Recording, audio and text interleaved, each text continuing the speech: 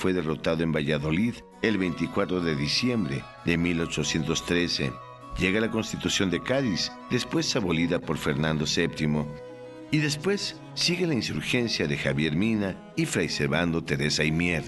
En 1817, en una política conciliadora, el virrey Juan Ruiz de Apodaca otorgó unos 17,000 indultos a insurgentes que dejaron de combatir. Finalmente se firma el Plan de Iguala, que permite una salida pacífica a la guerra. Agustín de Iturbide es el artífice que logra este plan, que concilia los idearios de independencia desde Hidalgo hasta Mina. Sin embargo, muchos historiadores han menospreciado su esfuerzo, ya que no hubo importante derramamiento de sangre. No faltan algunos que todavía manifiestan su enojo. Por ejemplo, esta mañana leía en un diario de esta capital el enojo de un autor porque se comienza la independencia con gran derramamiento de sangre y se consuma por el diálogo, por el pacto, y por lo tanto se le niega todo mérito a Iturbide, como si el derramamiento de la sangre fuera el valor máximo y no la independencia. Nuestro pastor cardenal Norberto Rivera Carrera, ante la realidad que vive en nuestro México, en donde se habla de un rumbo y un proyecto de nación, ha señalado que hoy se insiste en que México debe tener un proyecto de nación, pero para que México pueda tener un auténtico proyecto de nación, se necesita conocer la historia, necesitamos conocer nuestras raíces. No puede sacarse a alguien de la manga, como algunos han pretendido últimamente, un proyecto de nación, negando nuestra historia, sin tener en cuenta los valores y las deficiencias de nuestra cultura mexicana.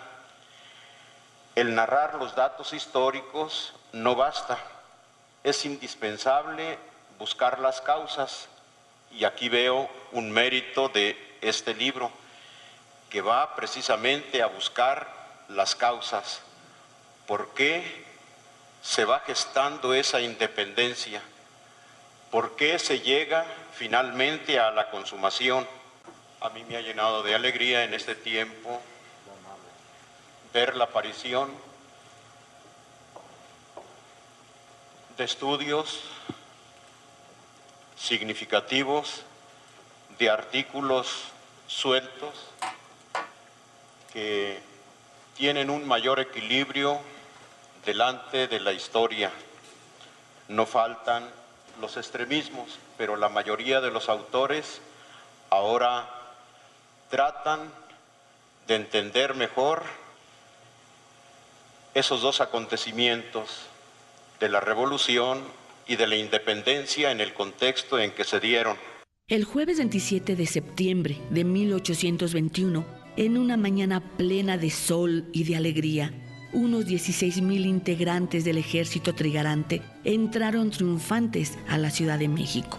Las campanas de todas las iglesias de la ciudad tocaban a rebato sin cesar.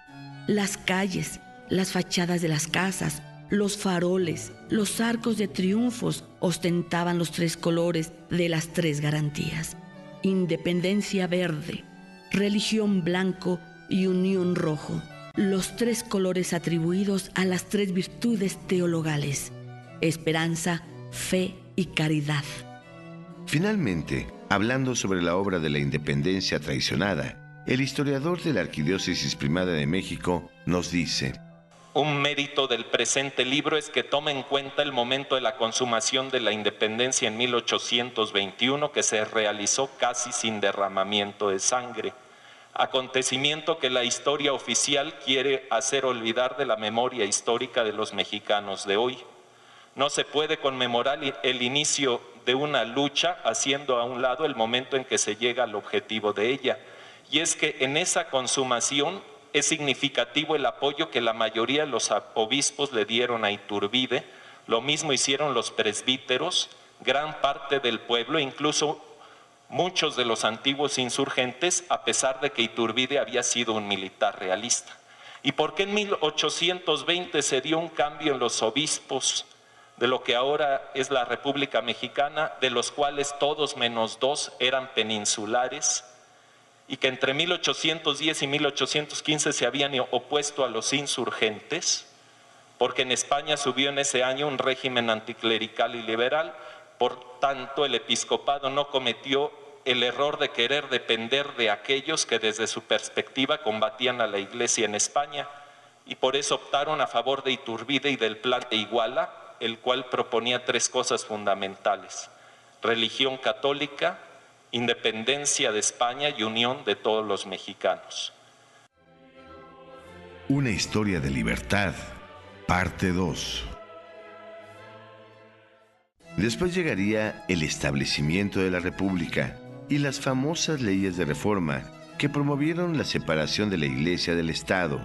Junto con ello, llegó una nueva persecución hacia la Iglesia. Al despojarle de sus propiedades, miles de religiosos tuvieron que abandonar sus templos, conventos y casas provinciales.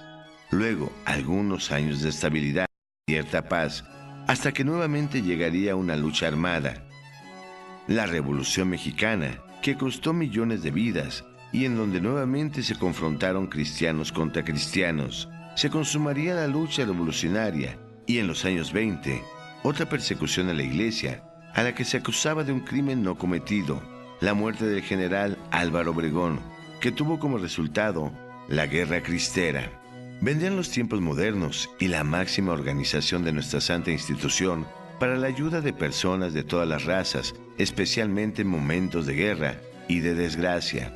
Después, el Concilio Vaticano II, que otorgó a los laicos católicos una importante misión dentro del proceso de evangelización y de servicio. Y años después, el acercamiento del hombre con el hombre en el respeto de sus principios a través del diálogo interreligioso que busca convergencias, no diferencias. Y, en el día con día, la lucha por la vida, la familia y la fe, apelando a las libertades consagradas por las legislaciones como la Constitución Política de los Estados Unidos Mexicanos, así como los convenios internacionales por los derechos humanos y la libertad religiosa, con la disposición, ante la intolerancia, de un diálogo constructivo en el respeto del derecho del otro. Es una historia de libertad. Es la historia de nuestra Iglesia. Para finalizar, recordemos las oraciones y peticiones que con motivo del primer centenario de la independencia, hace 100 años, hacía nuestra hermana, venerable Conchita Armida, verdaderamente vigentes y que hemos adaptado para nuestros días.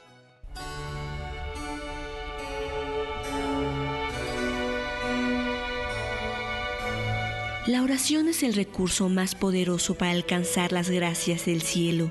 Es el talismán que transforma en bienes nuestros males. Es el escudo que nos libra del enemigo. Es el idioma que no necesita palabras. Se funde en un solo sentimiento, el amor. La oración es la voz armónica del alma que llega al trono de Dios, la flecha amorosa que traspasa su corazón y la llave de los divinos tesoros.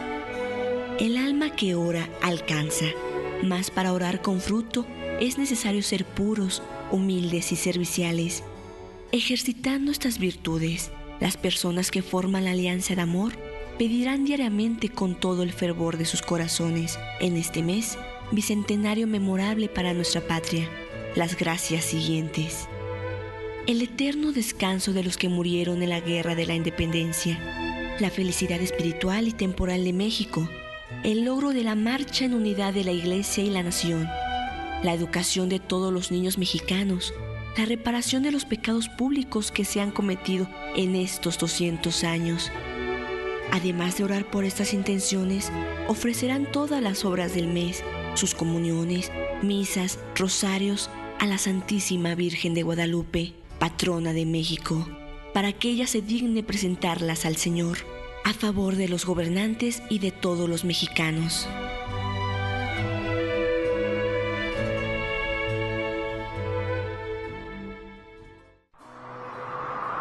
Vengan a mí todos los que están agobiados y fatigados con la carga, y yo les daré alivio.